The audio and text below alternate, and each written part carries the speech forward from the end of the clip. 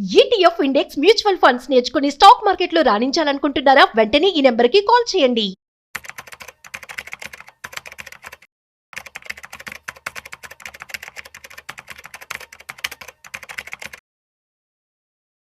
నమస్తే, నేను జీవి సత్యనారాయణ. ఈ వీడియోలో అన్లిస్టెడ్ షేర్లు ఈ మధ్య కాలంలో బాగా పాపులర్ అవటం జరిగింది.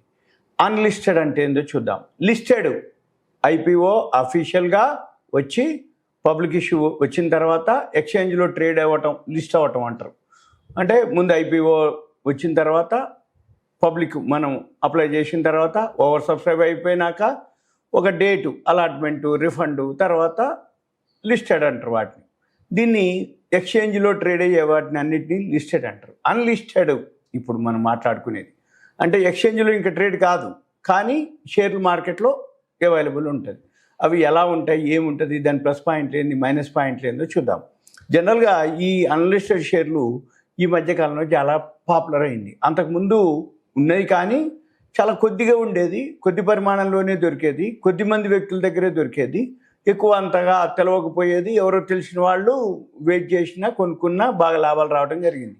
ఇప్పుడు విపరీతంగా అంటే ఫండ్స్ మొబిలైజ్ చేయడం కోసం చేతులు ఎన్ని మారుతున్నా కొద్దీ అవి రేట్లు అలా పెరగటం, ఇవన్నీ కూడా అన్లిస్టెడ్ ఈ మధ్యకాలంలో చాలామందికి లాస్ రావడం జరిగింది. అదేంటిదో చూద్దాం. ఇవి ఏవైతే అన్లిస్టెడ్ షేర్లు ఉన్నాయో మార్కెట్ కనుక బాగా పెరిగి అన్ని కనుక జరిగితే కంపెనీ యొక్క బ్రాండు, గుడ్విల్ని బట్టి మనకి తక్కువ ధరలో కనుక కొనుక్కుంటే లాభాలు వస్తాయి. ఒకటి. ఇక నెంబర్ 2, సపోజ్ ఏదైనా మిస్ మ్యాచ్ అయింది అంటే ఇష్యూ లేట్ అవ్వటం, లేదు అది అనుకోనంతగా రేట్ రాకపోవటం, అంటే ఏంది పబ్లిక్ ఇష్యూ వచ్చేటప్పటికి చాలా తక్కువ ధరకు రావటం అనుకోండి. అటువంటిప్పుడు నష్టాలు కూడా బాగా భారీగా వస్తాయి. తర్వాత లాభం వస్తుంది కదా అని చెప్పేసి చాలామంది రిస్క్ తీసుకోవటం ఉంటుంది. ఇప్పుడు సుమారుగా 1000 కంపెనీలు అన్లిస్టెడ్ షేర్లు ట్రేడ్ అవుతున్నాయి మార్కెట్లో. ఈ 1000 షేర్లలో ఏవి బ్రాండు, అన్బ్రాండు, రేపు రాబోయే రోజుల్లో ఏది గ్రోత్ ఉందో లేదో తెలుసుకోవటం అనేదే ముఖ్యం. తర్వాత ఈ షేర్లు ఏవైతే ఉన్నాయో అన్లిస్టెడ్, లిస్టింగ్ కాగానే మనం అమ్ముకోలేము. లిస్టింగ్ అయ్యేంత వరకు అంటే ఐపీఓ వచ్చేంత వరకు వెయిట్ చేయాలి. అది 3 నెలలు కావచ్చు, 6 నెలలు కావచ్చు, సంవత్సరం కావచ్చు, అప్పటి వరకు వెయిట్ చేయాలి. ఏది అన్లిస్టెడ్లో కొన్నవాళ్ళు. మళ్ళీ ఐపీఓకి వచ్చిన తర్వాత మళ్ళీ 6 నెలలు వెయిట్ చేయాలి. ఎవరైతే అన్లిస్టెడ్ షేర్లు కొనుక్కుంటారో మళ్ళీ వాళ్ళు ఒక 6 నెలలు వెయిట్ చేయాలి. అంటే అదొక 6 నెలలు, ఇది 3 నెలలు ఉండొచ్చు, 6 నెలలు ఉండొచ్చు, సంవత్సరం ఉండొచ్చు. అంటే ఇంత అంటే nearly 1 year plus 1.5 year, 2 years కూడా వెయిట్ చేయాల్సి ఉంటుంది. మినిమం అయితే ఐపీఓ వచ్చిన తర్వాత 6 నెలలు, ముందు 3 నెలలు ఉండొచ్చు, 6 నెలలు ఉండొచ్చు, ఎంత ఉన్నా అంత టైం మళ్ళీ మనం వెయిట్ చేయాలి. అమ్మటానికి వీలు కాదు. కాకపోతే మళ్ళీ మార్కెట్లో ట్రేడ్ అవుతుంటాయి. ఓకే, ఇప్పుడు మనం అన్లిస్టెడ్ ఎట్లయితే కొన్నామో మళ్ళీ మనం అన్లిస్టెడ్ కూడా అమ్ముకోవచ్చు, అది ఓకే. కానీ ఎక్స్చేంజ్ ద్వారా అంటే లిస్టెడ్ షేర్లు అయితే మాత్రం మార్కెట్లో తెలుస్తూ ఉంటుంది కాబట్టి అది రియల్ రేట్ అనమాట. ఇదేంటిది, అన్లిస్టెడ్ వాళ్ళు డిమాండ్ సప్లైని బట్టి ఉంటుంది. నువ్వు కొనుక్కున్నావు మళ్ళీ నువ్వు అమ్మాలంటే మాత్రం కొంచెం కష్టం ఉంటుంది. ఇక తర్వాత ఇటువంటి ఏవైతే ఉన్నాయో లావాదేవీలు ఏవైతే ఉన్నాయో సెబీ కొంచెం దూరంగా ఉండాలని చెప్తుంది ఇటువంటి విషయంలో. తర్వాత ఎవరైతే అన్లిస్టులు ఉంటారో నిపుణులు వాళ్ళు కూడా అదే చెప్తున్నారు. ఏమని, ఈ అన్లిస్టెడ్ షేర్లు రిస్క్తో కూడుకున్నవి, ఏవైతే మంచి కంపెనీలు కానీ ఏవైతే ఉన్నాయో లాంగ్ టర్మ్కి అయితే ఓకే, కానీ అది కూడా తక్కువలో దొరికితే నీకు అది చూద్దాం. అయితే జనరల్గా ఏంటంటే ఐపీఓలో అనగానే కొంచెం చాలామందికి ఇంట్రెస్ట్ ఉంటుంది. ఎందుకంటే తక్కువలో వస్తుంది, అందరికీ సమానమైన రేట్లు వస్తాయి. అలాట్మెంట్ కనుక ఓవర్ సబ్స్క్రైబ్ కనుక బాగా అయితే మంచి రేట్లు వస్తాయి. మనకు బ్లాక్ కాదు, ఓన్లీ ఆ 2 డేసే బ్లాక్ అవుతుంది అమౌంట్, 2-3 డేసే. లాస్ట్ డే నాడు అప్లై చేయాలి, నెక్స్ట్ డే అలాట్మెంట్ ఉంటుంది, ఆ నెక్స్ట్ డే రిఫండ్ కానీ అలాట్మెంట్ కానీ ఆ నెక్స్ట్ డే లిస్ట్ అయిపోతుంది. కాబట్టి మనకు తెలిసిపోతుంది మన పైసలకి ఎంత వస్తుందని. అందుకని అందరూ ఏమంటారు, లాటరీ టికెట్ల మాదిరి ఇక అదృష్టం మీద ఆధారపడింది. అంటే అలాట్మెంట్ వస్తే మంచి రేట్లు వస్తాయి కాబట్టి అదృష్టం అనేది ఎక్కువ శాతం అనుకుంటారు అనమాట, లక్కీ. అయితే తర్వాత ఏం చేస్తారు, చాలామందికి మధ్యకాలంలో అలాట్మెంట్ రాకపోయేది అంతకుముందు. ఇప్పుడంటే వస్తున్నాయి మళ్ళీ. ఆ మధ్యకాలంలో మార్కెట్ బాగలేకపోతే అసలు ఐపీఓలే లేవు. అంతకుముందు మార్కెట్ ఎప్పుడైతే ఆల్ టైమ్ హైకి పోయిందో ఒక 1 ఇయర్ ప్లస్ అండ్ బ్యాక్, అప్పుడు మార్కెట్లో అన్ని ఐపీఓలు రోజు రావటం, అన్నీ అప్లై చేయటం, ఏది రాకపోవటం, వాళ్ళు ఏమనుకోవటం సెకండరీ మార్కెట్లో కొనటం, తర్వాత ఆ షేర్లన్నీ పడిపోవటం, ఇవన్నీ వాళ్ళకి ఏమనిపిస్తుంది అంటే ఇవన్నీ ఎందుకులే అని అన్లిస్టెడ్ షేర్లకి అట్రాక్ట్ అవుతారు ఎక్కువ శాతం. ఇది అనమాట జనరల్గా. అయితే ఈ అన్లిస్టెడ్ షేర్లు అట్రాక్ట్ అవ్వటం వల్ల ఏమవుతుంది, మార్కెట్లో అవి చేతులు మారుతున్న కొద్దీ ధరలు కూడా మారుతూ ఉంటాయి. ఈ ధరలు ఎంత అయిందో తెలియదు, ఎంత కొంటున్నో తెలియదు, ఎంత కమ్ముతున్నో తెలియదు. అతన్ని బట్టి ఎవరైతే broker, sub broker, lead manager, co lead manager, మళ్ళీ దీంట్లో క్వాంటిటీని బట్టి మీరు 100 కొంటే ఒక రేటు ఉంటుంది, 1000, 2000, 5000, 10,000 ఎన్ని ఎక్కువ క్వాంటిటీ కనుక మీరు కొనగలిగితే వాటి రేటుని బట్టి ఉంటుంది అనమాట. ఇవన్నీ కూడా మళ్ళీ చూసుకోవాల్సి ఉంటుంది. ఉదాహరణకి 197 కమ్యూనికేషన్, అప్పటి నుంచి స్విగ్గీ వరకు కూడా, తర్వాత హెచ్డిబి, ఈ మధ్య కాలంలో హెచ్డిబి ఒకటి, హెచ్డిఎఫ్సి వాళ్ళది. ఈ అన్లిస్టెడ్ షేర్లు బాగా డిమాండ్ ఉంది అప్పట్లో. అయిన తర్వాత వాళ్ళు ఏంది అన్లిస్టెడ్ షేర్లు బాగా కొనుక్కోవడం జరిగింది. కొనుక్కొని ఇష్యూ వచ్చే టైంకి మొత్తం పడిపోయింది. అంటే ఉదాహరణకి ఈ హెచ్డిబి అనుకోండి, హెచ్డిఎఫ్సి వాళ్ళది ఈ మధ్యకాలంలో లిస్ట్ అవ్వడం జరిగింది. అది ఎంతగా వచ్చిందనేది అందరికీ తెలుసు. అంటే ఐపీఓ ముందు 1200, 1400 కూడా పలికినటువంటిది చివరికి 700 చిల్లరకి అది ఐపీఓకి రావటం జరిగింది. ఏది హెచ్డిబి ఫైనాన్షియల్. తర్వాత సపోజ్ ఇప్పుడు రిలయన్స్ రిటైల్ ఉంది, 197 కమ్యూనికేషన్స్ ఉన్నాయి. ఇవన్నీ కూడా అంటే ఉదాహరణకి 700 నుంచి 1400 మధ్యలో నడిచింది ఏది హెచ్డిబి షేర్. చివరికి 740కి ఐపీఓకి రావడం జరిగింది. అంటే ఏంది ఇప్పుడు కూడా అక్కడక్కడే ఉంది. అంటే అంత రేట్లో ఎవరైతే కొనుక్కొని ఉన్నారో వాళ్ళందరికీ లాస్ వచ్చినట్టే అనమాట. అందుకని ఈ అన్లిస్టెడ్ షేర్లు ఏవైతే ఉన్నాయో మార్కెట్ని బట్టి, మార్కెట్ యొక్క స్థితిగతులని బట్టి, మళ్ళీ కంపెనీ యొక్క లాభ నష్టాలు కూడా చూసుకోవాలి మనం. మళ్ళీ okay, HDB okay, financial okay, HDFC brand okay, HDFC group okay, అన్నీ ఓకే. కానీ ప్రైసు, మనం కొనుక్కునేటటువంటి ప్రైసు ఎక్కువ ఉందా తక్కువ ఉందా అనేది. ఉదాహరణకి పేటిఎం ఉంది, అది వాళ్ళ 197 కమ్యూనికేషన్ అనమాట. 2021లో వాళ్ళు ఒక్కో షేర్ 2150కి ఐపీఓకి రావడం జరిగింది. అప్పటికి 2800 వరకు అన్లిస్టెడ్ షేర్లు అమ్మటం జరిగింది. మళ్ళీ ఆ రేట్ కూడా రాలేదు ఇప్పటి వరకు కూడా. తర్వాత రిలయన్స్ రిటైల్ ఉంది, అది కూడా 2023లో వాళ్ళ దగ్గర ఉన్నట్టు వాటాలు 1362కి ఇచ్చారు. తర్వాత ఏమైంది, అది అన్లిస్టెడ్ షేర్లో 2700 వరకు కూడా పోవటం జరిగింది. మళ్ళీ తర్వాత ఏమైంది, అప్పటి మార్కెట్ పరిస్థితులు, అప్పటి యొక్క ఇన్వెస్ట్మెంట్ అంటే లీడ్ మేనేజర్స్, బ్యాంకర్స్ వాళ్ళందరూ ఈ ధరను నిర్ణయించడం జరుగుతుంది. ఈ ధరను నిర్ణయించి లాభం ఎక్కువ ఎవరు పొందిర్రు ఏంటిది తక్కువలో కొన్న వాళ్ళకి ఓకే, కానీ మిగిలిన విధంగా కాదు అనమాట. ఇది మనం చూడాలి. అయితే రిస్కులు కూడా చూసుకోవాలి మనం.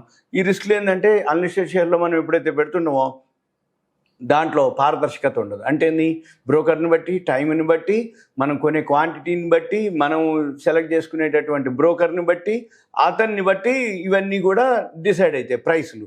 అందుకని రిస్క్ ఎక్కువ ఉంటుంది. రెండోది ఏంటిది, ఈ మ్యానిపులేషన్ కూడా కొంత ఉంటుంది. అంటే నీకు తొందర పెడితే ఒక రేట్ చెప్తారు, నువ్వు వెయిట్ చేస్తే మళ్ళీ టైం తీసుకుంటే ఒక రేట్ ఉంటుంది.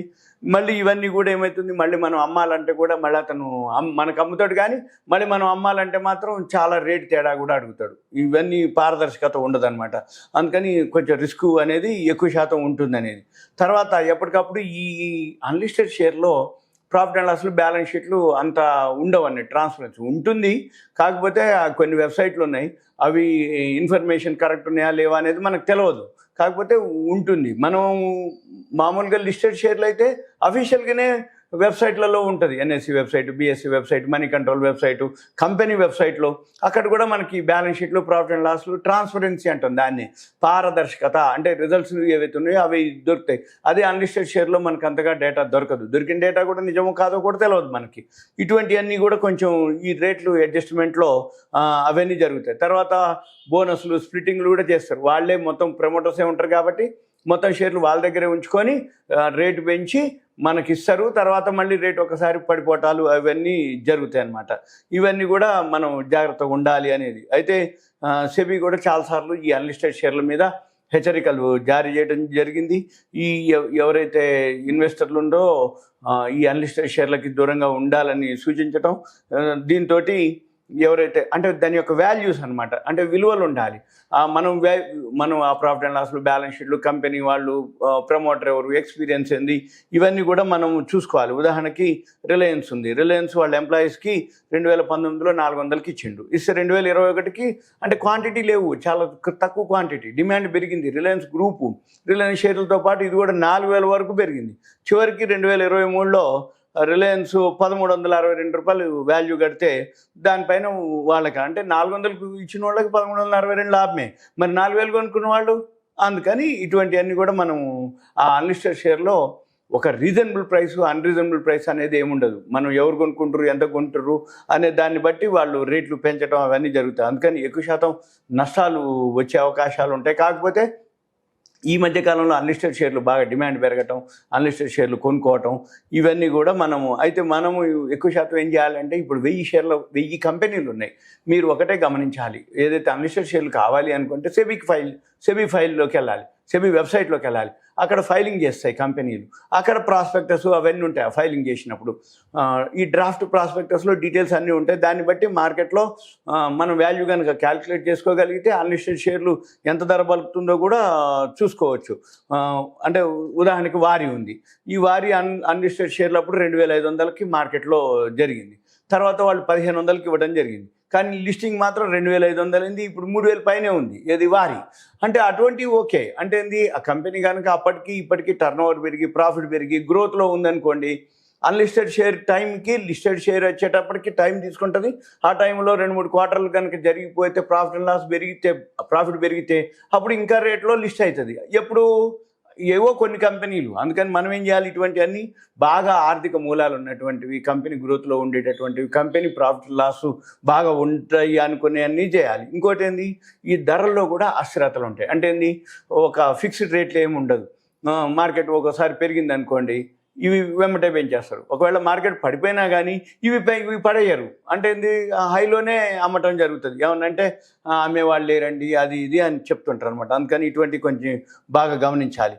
తర్వాత మళ్ళీ 6 నెలలు మనం ఒకటి వెయిట్ చేయాలి, ఏది లిస్ట్ అయిన తర్వాత. మళ్ళీ అయిన తర్వాత సపోజ్ మనం అమ్మదలుచుకుంటే అంత డిమాండ్ ఉండదు. ఎందుకంటే మార్కెట్లో లిక్విడిటీ అనేది చాలా తక్కువ ఉంటుంది. కొనేటప్పుడు నీకు దొరుకుతాయి, కానీ అమ్మాలంటే నీకు కష్టం అయింది. అదే కనుక సెకండరీ మార్కెట్ అనుకోండి, మన ఇష్టం. మార్కెట్ ఉదయం, మధ్యాహ్నం, సాయంత్రం ఎప్పుడైనా ఏం లేదు, ప్లాట్ఫామ్ ఉంటుంది, మన బ్రోకర్ మన డిమాట్లో ఉంటాయి, ఇవన్నీ జరుగుతాయి. ఇంకొకటి కూడా అనమాట, సపోజ్ ఉదాహరణకి చెన్నై సూపర్ కింగ్స్ ఉంది, అది ఇప్పటికే అమ్మేయడం జరిగింది అన్లిస్టెడ్ షేర్లు, కానీ అది ఇంకా ఐపీఓకి అనేది తెలియదు ఎప్పుడు వస్తుంది అనేది. ఇటువంటివన్నీ చాలా ఉంటాయి అన్నమాట. ఎప్పుడైతే లేట్ అవుతున్నా కొద్దీ ఆ షేర్లకి పెద్దగా డిమాండ్ ఉండదు, మనం అమ్మాలంటే అమ్మలేము అనమాట. ఇక ఉంచుకోవాల్సిందే ఉంటుంది. వీటన్నిటితోటి మనం ఇప్పుడు అన్లిస్టెడ్ షేర్లు ఏవైతే మనం ఉంటాయో మనం ఏం చేయాలి, దాని యొక్క ప్రాఫిట్ అండ్ లాస్ బ్యాలెన్స్ షీట్లు మనము ముందే ఉపయోగించుకొని లాంగ్ టర్మ్ కనే ఉద్దేశంతో మనము ఉండవలసిన అవసరం అనేది ఉంటుంది లాంగ్ టర్మ్ కోసమే. ఇవన్నీ మీకు awareness, education, information, knowledge purpose మాత్రమే. ఇంకా మీకు అన్లిస్టెడ్ షేర్ల గురించి కానీ ఏదైతే ఉందో, ఎలా ఉంటాయి, ఏం చూడాలి, ప్రాఫిట్ అండ్ లాస్ బ్యాలెన్స్ షీట్లు, ఆ వెబ్సైట్లు ఏముంటాయి, అవి కూడా వేరే ప్లాట్ఫామ్ ఉంటుంది. అవి కూడా అన్ని ఇప్పుడు డిమాట్లోనే జమ అవుతాయి. ఒక్కోసారి మీ బ్రోకర్ కనుక ఒకవేళ ఏదన్నా జరిగింది అనుకోండి, మన షేర్లు పైసలు పోతాయి కానీ షేర్లు జమ కావు. అట్లాంటివి కూడా ఈ మధ్య కాలంలో కొన్ని జరిగినాయి. కొన్ని అన్లిస్టెడ్ కంపెనీలు, అన్లిస్టెడ్ కొన్ని షేర్ల విషయంలో షేర్లు డిమాట్కి రాకపోవటం, అప్పుడు మళ్ళీ మనము ఇక లీగల్గా కొట్లాడాల్సిందే తప్ప వేరే విధంగా ఉంటుంది. అదే మనం సెకండరీ మార్కెట్లో అన్నాం అనుకోండి, అసలు అటువంటి క్వశ్చనే లేదు. మీరు కొన్నారు అంటే 1 డేలో మన షేర్లు మన ఖాతాకి వచ్చేస్తాయి. రాకపోతే ఏమంటే మనము అడగటం కానీ ఏదైనా ఉంది అంటే మనం వేరే అంటే ఫాస్ట్గా ఉంటుంది, అంటే ట్రాన్స్పరెన్సీ అంటాం. అంటే ఎటువంటి ఫ్రాడు, ఫేకు ఇటువంటివి జరగవు. కానీ ఈ అన్లిస్టెడ్ షేర్లు కొన్ని డిలేలు జరుగుతాయి. అంటే 3 నెలలు అంటారు, 2 నెలలు అంటారు, వస్తున్నాయి అంటారు, మీ డిమాట్లోకి మేము జమ అవుతాయి అంటారు. ఇవన్నీ కొంచెం ప్రాబ్లంతో. అందుకని నమ్మకమైనటువంటి వాళ్ళతోటే మీరు డీల్ చేయాల్సిన అవసరం ఉంటుంది అన్లిస్టెడ్ వరకు మాత్రం. మిగతా అయితే మాత్రం పెద్దగా అవసరం లేదు, ఎలా అని చేయొచ్చు. ఇదంతా మీకు అవేర్నెస్, ఎడ్యుకేషన్. ఇంకా ఏదైనా మీకు దీనికి సంబంధించి ఏమన్నా మీకు అనిపిస్తే మీ పేరు, ఏరియా, వాట్సాప్ మెసేజ్ పెట్టండి. దయచేసి నాకు కాల్ చేయవద్దు. Thank you. సెలవు, ఉంటా.